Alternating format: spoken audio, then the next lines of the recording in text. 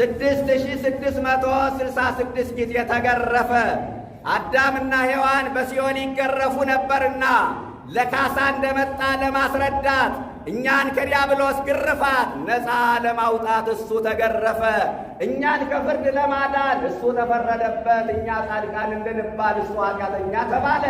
እኛ ንጹሐን እንድንባል እሱ ወንጀለኛ ሆኖ ፀሐይ የጨለማ በርኖስ አጠለቀ። ጨረቃ የደም ካባ ለበሰ። ከዋክብት መንበራቸውን ለቀው መሬት ላይ ተነጠፉ። አባ ዘጊዮርጊስ ምን አለ? የእሱ ብርሃንነት ይታይ ዘንድ ፀሐይና ጨረቃ ብርሃናቸው ናቸው። ቀን ረስቶ ክርስትና ብሎ ነገር አይታሰብም። ለሰማዕታቱ ተጋድሎ፣ ለጻድቃኑ መከራ፣ ለባሕታውያኑ ምናኔ መነሻው የቱ ነው ካላችሁ የዛሬ ቀን ፍቅር ጀግኖቹ ዝናራቸውን ፈተው ተማረኩለት። ለዚህ ቀን ፍቅር ባለሀብቶቹ ሀብታቸውን ሰጥተው መነኑለት። ለዚህ ቀን ፍቅር ነገሥታቱ ካባቸውን አሽቀንጥረው አክሊላቸውን ወርውረው ገዳም ገቡለት። ኧረ የዚህ ቀን ፍቅር ይለያል። ይገባን ይሆንኛ? ስንቱን ማረከ የዚህ ቀን ፍቅር! ስንቱን ከሥጋ ፍላጎት ለየ! ስንቱን ገዳም አስገባ! ክርስቲያኖች፣ ዓለም ፍቅር ፍቅር የምትለው ከፍቶት ጋር የተያያዘውን እንስሳዊ ተግባር ነው። የእሱ ፍቅር ግን ካይመ ዛሬ በክርስትናቸው ምክንያት የሚታሰሩ ሰዎች ቀራንዮ ከመድኃኔዓለም ጋር ዛሬ ታስረው እንደዋሉ ይቆጠርላቸዋል። በክርስትናቸው ምክንያት የሚገረፉ ክርስቲያኖች ዛሬ ከመድኃኔዓለም ጋር ሲገረፉ እንደዋሉ ይቆጠርላቸዋል። በክርስትናቸው ምክንያት የሚናቁ ሰዎች ዛሬ ከክርስቶስ ጋር ሲናቁ እንደዋሉ ይቆጠርላቸዋል። ወገቡ በገመድ ታስሮ ከፊት ያሉት ሲጎትቱት ከኋላ ያሉት ይለቁታል። በአፍጢሙ ይደፋል። ተነስ ብለው ይረግጡታል። የቀረቡት በጥፊ ይመቱታል። የራቁት ደግሞ በድንጋይ ይወረውሩበታል። የደከማቸው የስድብ ናዳ ያወጣል። የሾህ አክሊል ደፍቶ ጎኑን በጦር ተወግቶ በዘንግ እየተቀጠቀጠ በጥፊ እየተመታ ችንካሩ ሥጋውን አልፎ አጥንቱን እየሰረሰረው የደም ላብ አልቦት ቁስሉ እየተሰማው ይቅር በላቸው ከማለት በቀር ይቅር አለ ማለት የዚህን ቀን ይቅርታ ዋጋ ማሳጣት ነው። የመድኃኔዓለምን መከራ ከንቱ ማድረግ ነው። ከባል በፊት ግድ የላችሁም ታረቁ።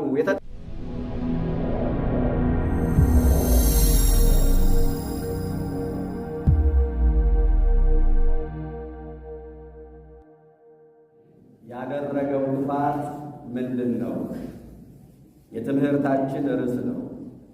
የማቴዎስ ወንጌል ምዕራፍ 27 ቁጥር 23 ላይ ተመዝግቦ የምናገኘው ኃይለ ቃል ነው። በዚህ ኃይለ ቃል ለተወሰኑ ደቂቃዎች ቢሆን ዛሬ የተከፈለልንን ካሳ እንመሰክርለታለን። ክፋቱ ምንድን ነው? ይህ ቀን የመዳን ቀናችን ነው። ይህን ቀን የሚተካ ሌላ ቀን የለም። ኦርቶዶክሳውያን፣ ይህ ቀን የሰው ልጆች የመዳን ታሪክ የተፈጸመበት፣ አንዱ ስለ ሁሉ ቤዛ ሆኖ የሞተበት፣ ዋጋ የተከፈለበት፣ ንጹሕ ፍቅር የተገለጠበት፣ ይቅርታ የተሰጠበት፣ መርገማችን የተወገደበት ድንቅ ዕለት ነው። ይህንን ቀን የሚተካ ሌላ ቀን የለም። ይህ ቀን የቀናት ሁሉ የበላይ ነው። ይህ ቀን የበዓላት ሁሉ ዘውድ ነው። የሞትነው ዛሬ ነው። የዳነውም ዛሬ ነው። የተፈጠርነው ዛሬ ነው። ዳግም የተፈጠርነውም ዛሬ ነው።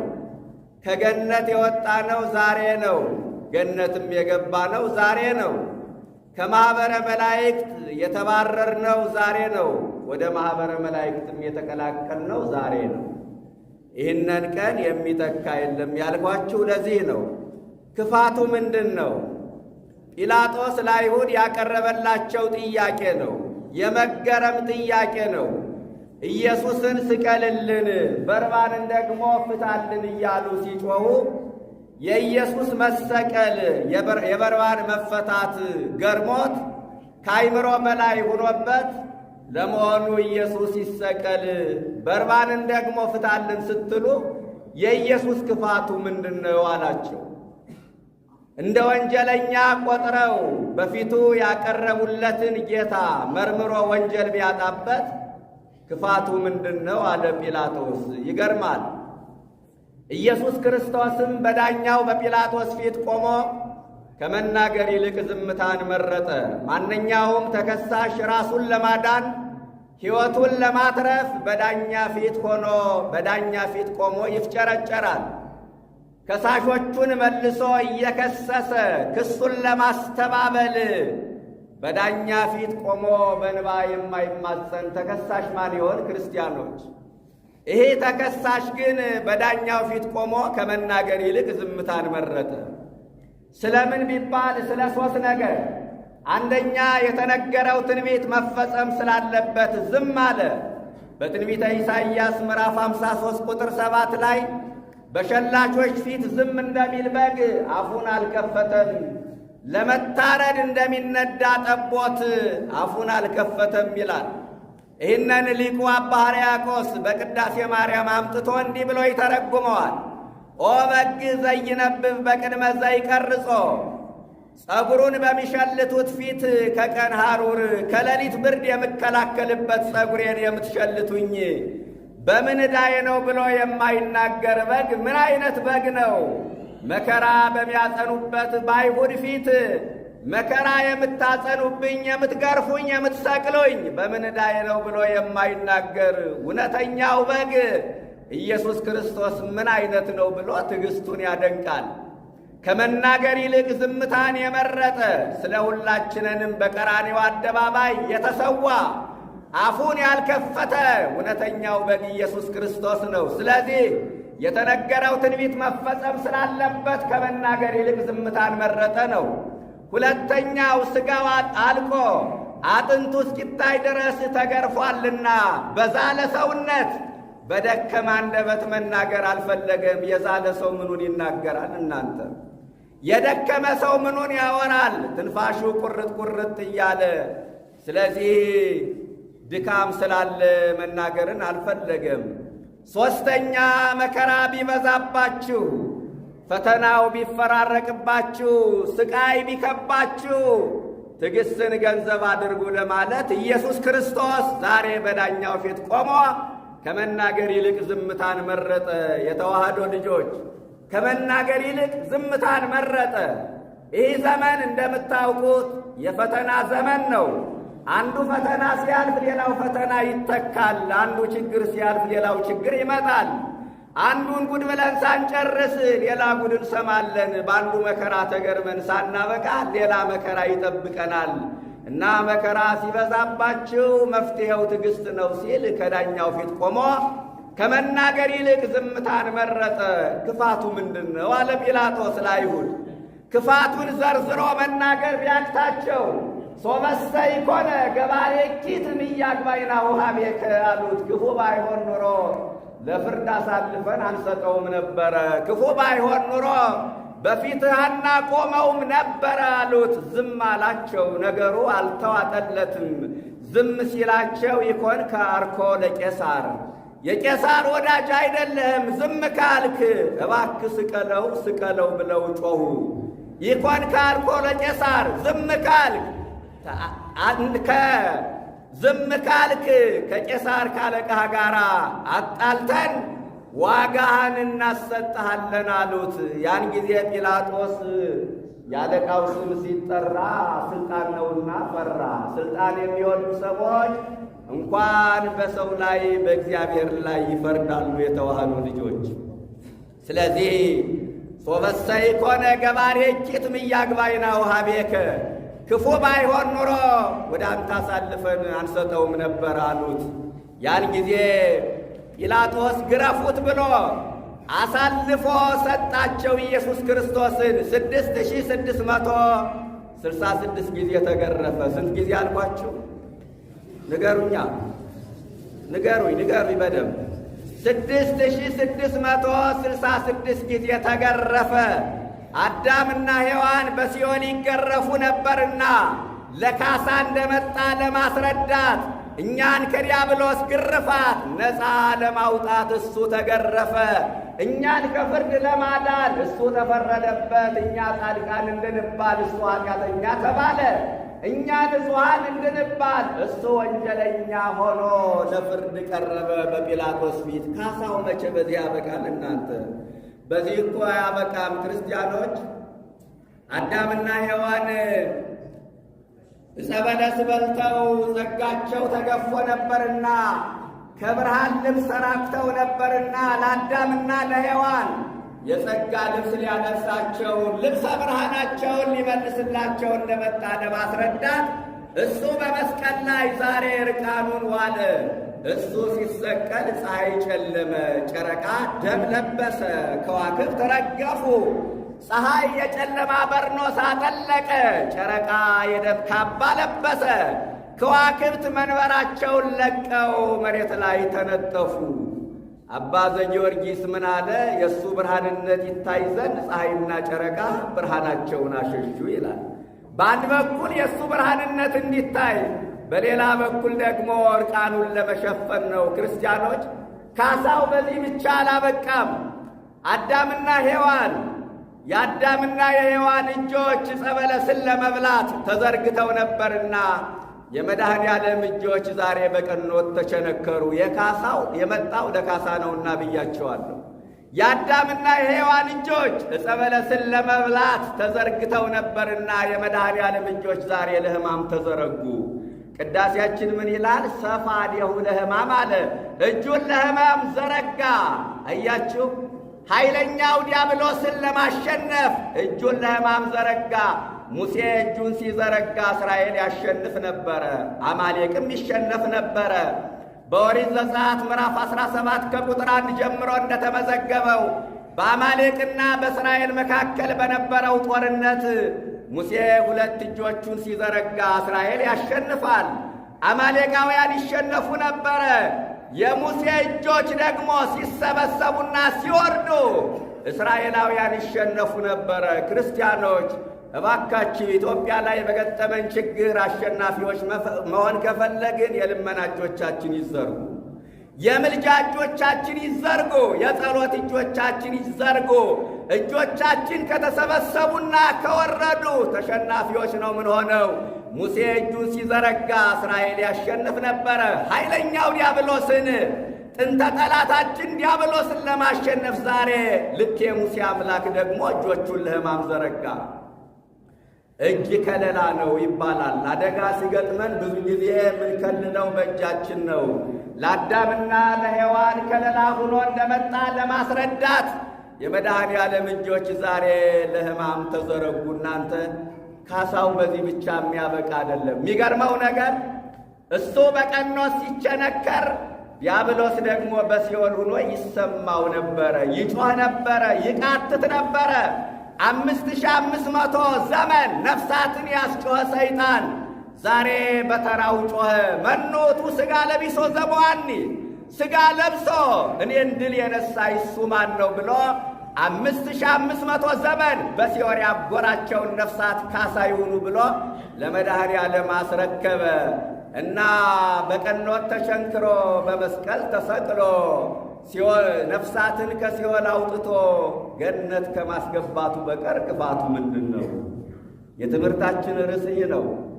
የታመመ ከመፈወስ የሞተ ከማስነሳት አጋንንትን ከማውጣት በቀር ክፋቱ ምንድን ነው? ክርስቲያኖች በ5 እንጀራ በ2 ዓሣ 5000 ሕዝብ መግቦ ከመመገብ በቀር ክፋቱ ምንድን ነው?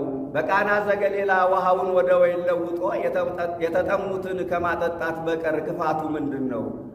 38 ዓመት በደዌ ዳኛ በአልጋ ቁራኛ ተይዞ የነበረ መጻጉዕን አልጋህን ተሸክመ ሂድ ከማለት በቀር ክፋቱ ምንድን ነው? የትምህርታችን ርዕስ ነው። ክርስቲያኖች ጲላጦስ ለአይሁድ ያቀረበው ጥያቄ የደቀ መዛሙርቱን እግር ጎንበስ ብሎ ከማጠብ በቀር ክፋቱ ምንድን ነው? ክርስቲያኖች ምራቅ ሲተፋበት ዝም ከማለት በቀር ክፋቱ ምንድን ነው? ምራቅ መጥፋት እኮ የንቀት ምልክት ነው፣ የጥላቻ መገለጫ ነው። አይሁድ ለክርስቶስ ያላቸውን ንቀት የገለጡት ምራቅ በመጥፋት ነው። ክርስቲያኖች እኛ መልሰን የምንውጠውን የገዛ ምራቃችን ከተፋነው በኋላ እንጸየፈዋለን። አንዳንድ ጊዜ ልብሳችን ላይ ካረፈ እንኳን በእጃችን አንነካውም፣ በሶፍት ጠራርገን ነው የምናነሳው። እሱ ግን ወተወክፈ ምራቀ ርኩሳን፣ የርኩሳንን ምራቅ ተቀበለ ይላል እና ምራቅ ከመቀበሉ በፊት በቀር ክፋቱ ምንድን ነው? አባ ዘጊዮርጊስ እየገረመው እንዲህ ይላል። ወሶበ ይወርቁ አይሁድ ገጸከ በእንቲአከ፣ አይሁድ ምራቅ ሲተፉብህ አለቅሳለሁ። ወሶበ ኀየውኮ ለዘውሩ ተወልደ በምራቅከ ትቤሳህ፣ ዓይነ ስውሩን ደግሞ በምራቅ ስታድነው አይቼ እደሰታለሁ አለ። ንጽጽሩ ይገርመኛል ክርስቲያኖች።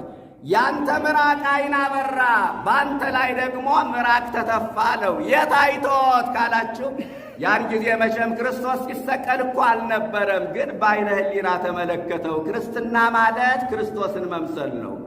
ክርስቶስን የምንመስለው ደግሞ የመከራው ተካፋዮችና ተሳታፊዎች በመሆናችን ነው። ክርስቲያኖች በክርስቶስ ስም የተቋቋሙ ብዙ የእምነት ድርጅቶች አሉ። አንድ ነገር ልንገራችሁ፣ በደንብ አድምጡኝ። በክርስቶስ ስም የተቋቋሙ በርካታ የሃይማኖት ድርጅቶች አሉ። እኛ ከነሱ የምንለየው የመከራው ተካፋዮች በመሆናችን ነው። አሁን ጊዮርጊስ ያማልዳል አያማልድም፣ ከዛ የዘለለ ነው። እነሱ የመከራው ተካፋዮች አይደሉም። ዋጋ ተከፍሎልኛል፣ ጌታ ያድኖኛል፣ በደሌ ተደምስሶልኛል፣ ዕዳዬ ተሰርዞልኛል እያሉ የሚዘሉና የሚጨፍሩ ናቸው። እኛ ግን የመከራው ተካፋዮች ነን። ከነሱ የምንለየው መከራ ሕማሙን የምናስብ መሆናችን ነው። ርቱዐ ሃይማኖት ዘሐመ ምስለ ክርስቶስ ይነግስ ምስለ ክርስቶስ ይላል። ከክርስቶስ ጋር የታመመ ከክርስቶስ ጋር ይነግሳል። ይህን ቃል ተናገሩ። ከክርስቶስ ጋር በሉ። በደም ግድ የለም መስክሩለት መከራውን። ከክርስቶስ ጋር በሉ። የታመመ ከክርስቶስ ጋር ነግሶ ይኖራል። አያችሁ፣ ከክርስቶስ ጋር የታመመ ከክርስቶስ ጋር ነግሶ ይኖራል። በጸጋው ድነናል ብለው የሚቀልዱ ሰዎች ዛሬ የመስቀሉን ውለታ ከጭንቅላታቸው አውጥተው የጣሉ ናቸው። እነ ቅዱስ ጊዮርጊስ ከነደደ እሳት ከተሳለ ስለት ገብተው ደማቸውን አፍስሰው በሰማዕትነት ለማለፋቸው ምክንያት የሆነው ይህ ቀን ነው። ሌላ ቀን አይደለም መነሻው። ይህን ቀን ረስቶ ክርስትና ብሎ ነገር አይታሰብም። ለሰማዕታቱ ተጋድሎ፣ ለጻድቃኑ መከራ፣ ለባሕታውያኑ ምናኔ መነሻው የቱ ነው ካላችሁ የዛሬው ቀን ነው። ከክርስቶስ ጋር የታመመ ከክርስቶስ ጋር ነግሶ ይኖራል ማለት ይሄ ነው። እነ የዋህ ጳውሊ ትዳራቸውን፣ እነ አብርሃም መራዊ ጫጉላ ቤታቸውን፣ እነ አፄ ካሌብ ቤተ መንግሥታቸውን ለቀው መከራ ወደ በዛበት ገዳም የገቡት በዚህ ቀን ፍቅርና ውለታ ተማርከው ነው። ለዚህ ቀን ፍቅር ጀግኖቹ ዝናራቸውን ፈተው ተማረኩለት። ለዚህ ቀን ፍቅር ባለሀብቶቹ ሀብታቸውን ሰጠው መነኑለት።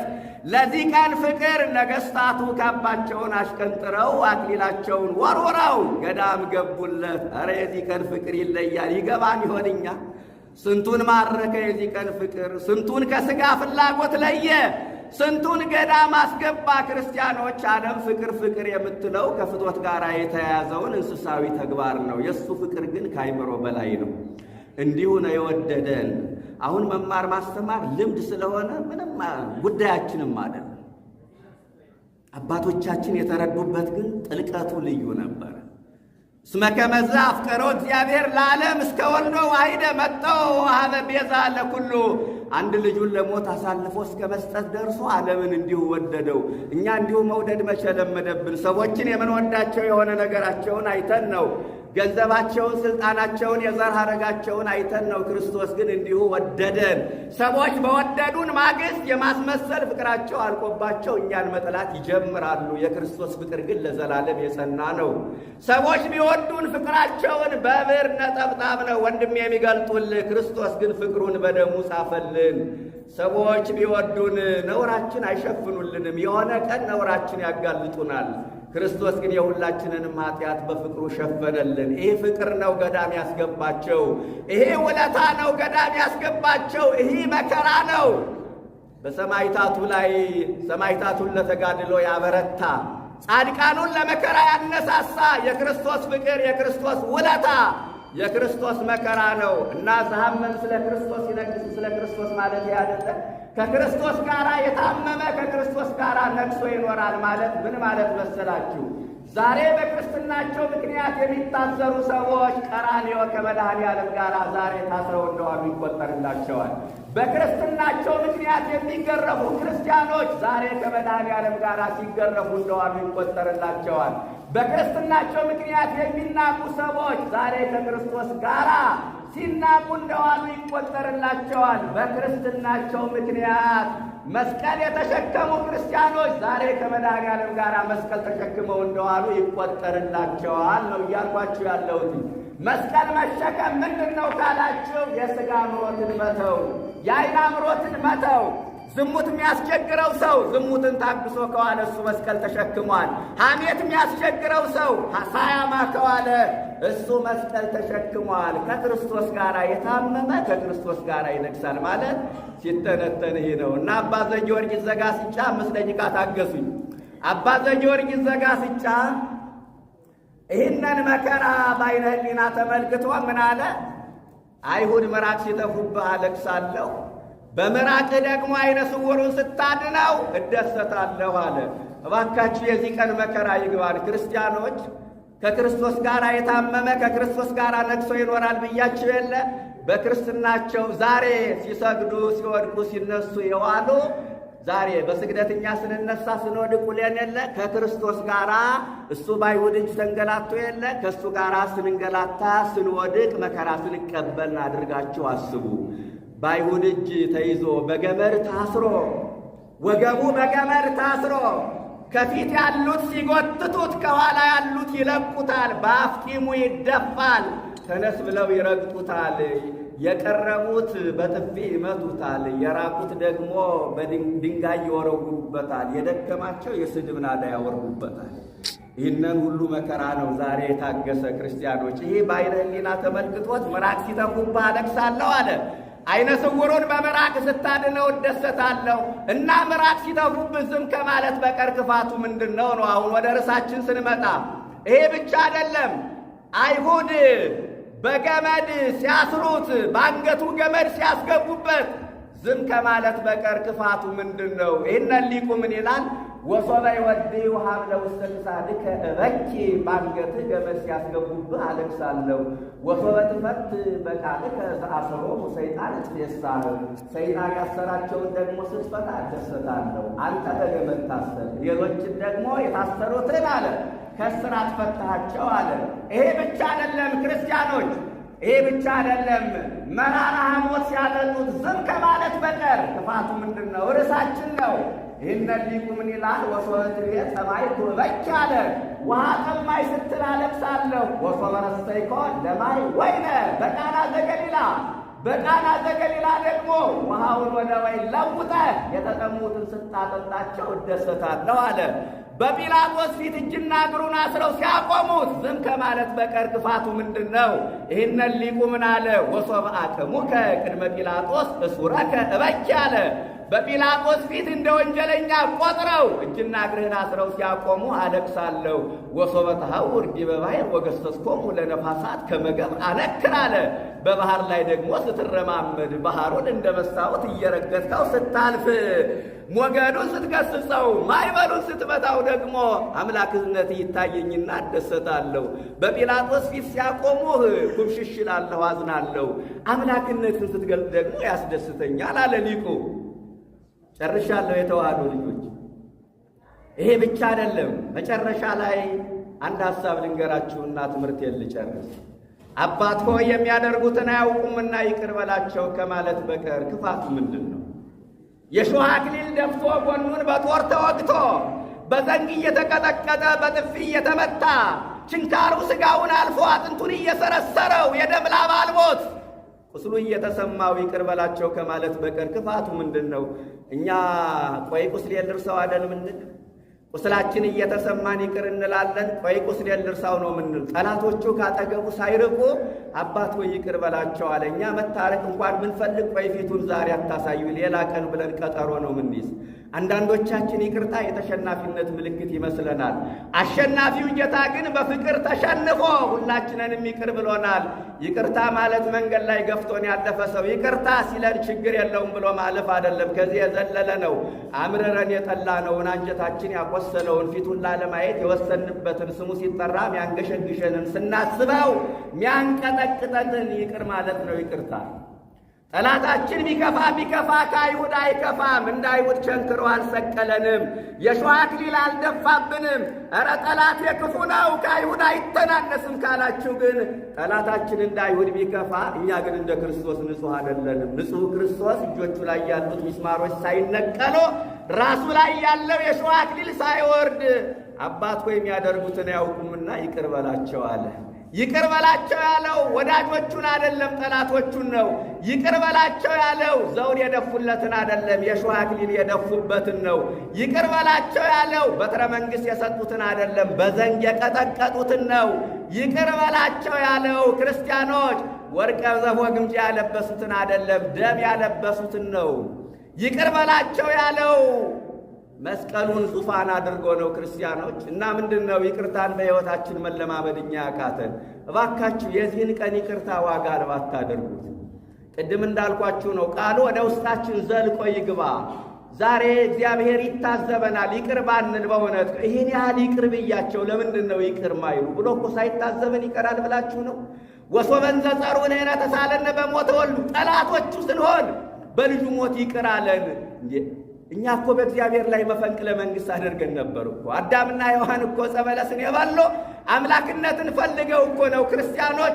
እኛ በበደል እሱ ክሶ ግን ዛሬ ይቅር አለን እና ጠላቶቹን እሱ ይቅር ካለ እኛ የእሱ ልጆች አይደለንም ወይ? ልጅ አባቱን ቢመስል የአባቱን ጠባይ ቢከተል መልካም አይደለም ወይ? እባካችሁ ይቅርታን በሕይወታችን እንለማመደው። ጠዋት ተነስተን ቁርስ እንደምንበላ እንደምንጸልይ ቂም በቀልን እናስወግድና ይቅርታን በሕይወታችን እንለማመድ። ባህላችን ቂም ሆኗል። ባህላችን በቀል ሆኗል። ባህላችን ደም ማፍሰስ ሆኗል። ይቅር አለ ማለት የዚህን ቀን ይቅርታ ዋጋ ማሳጣት ነው። የመድኃኔ ዓለምን መከራ ከንቱ ማድረግ ነው። ከባል በፊት ግድ የላችሁም ታረቁ። የተጣላችሁ ባለትዳሮች አባትና ልጅ ትኖራላችሁ፣ ጎረቤታሞች ትኖራላችሁ፣ የሥራ ባልደረቦች እባካችሁ የዚህን ቀን ይቅርታ አስባችሁ ዛሬ ይቅር ተባባሉ። ይሄ ነው ትምህርቱ የሚያስተምረን። የተዋህዶ ልጆች እባካችሁን የይቅርታ መንፈስ ሊኖረን ይገባል። እንዴ እሱ አንዳንድ ሰው ታረቅ ሲባል ብሞትም አልታረቅ ይላል። ከሞተማ ማን አባቱ ይፈልገዋል? ሲጀመርስ እንዲህ አይነት ሰው አለ። አንዳንዱ ብሞትም ይቅር አልለውም ይላል። መድኃኔ ዓለም ግን ዛሬ በሞቱ ይቅር አለን። አንዳንዱ ሰው ታረቅ ሲባል ማይገናኝ ነገር ያነሳል። የቀኝ አዝማች ዘር ሁኜ የደጅ አዝማች ዘር ሁኜ አባቴ በማይጨው በአድዋ ጦርነት ዘምቶ እሱን ነው ዝም ብዬ ይቅርታ ብጠይቅ የሚል ሰው አለ። አሁን ዘር መቁጠርን ከመታረቅ ጋር ምን አገናኝ? እንዲሁ አሁን ይገናኛል። አንዳንዱ ደግሞ ታረቅ ሲባል 2 ዲግሪ ይዤ ነው እንዴ ከዚህ መሀይም እግር ስር ወድቄ ይቅርታ ምጠይቅ ይላል። አሁን ዲግሪ መያዝና መታረቅን ምን አመጣው? አንዳንዱ ደግሞ እናንተን የመሰለ ሽማግሌ ቤቴ ድረስ መጥቶ መታረቁንስ ልታረቅ ግን ቂሜን አረሳም። ቂሙን ካረሳው ምኑን ታረቀው? እባካችሁ አባቱ የሚያደርጉትን አያውቁምና ይቅር በላቸው ብሎ ይቅርታን ሰጥቶናልና ከዚህ ቀን የተሻለ ይቅርታ የለም። ስለዚህ ይቅር በላቸው ከማለት በቀር ክፋቱ ምንድነው? እሱስ ክፋት የለበትም። እኛን ከክፉ ሥራ ለማላቀቅ ክፉ ተባለ ዛሬ መድኃኔ ዓለም። ስለዚህ ሁላችንንም የተደረገልንን ውለታ አውቀን የውለታ ባለዳዎች መሆናችን ተረድተን መከራ መስቀሉን እንድናስብ መድኃኔ ዓለም ሁላችንንም ይርዳን። ዛሬ ብቻ ሳይሆን መከራውን ማሰብ ያለብን ሁልጊዜም ክርስቶስ በጭንቅላታችን ተሰቅሎ የሾህ አክሊል ደፍቶ ጎኑን በጦር ተወግቶ በዘንግ እየተቀጠቀጠ በዓይነ ሕሊና እንድናየው ቸርነቱ ይርዳን። ለብርሃነ ትንሣኤው በሰላም ያደርሰን።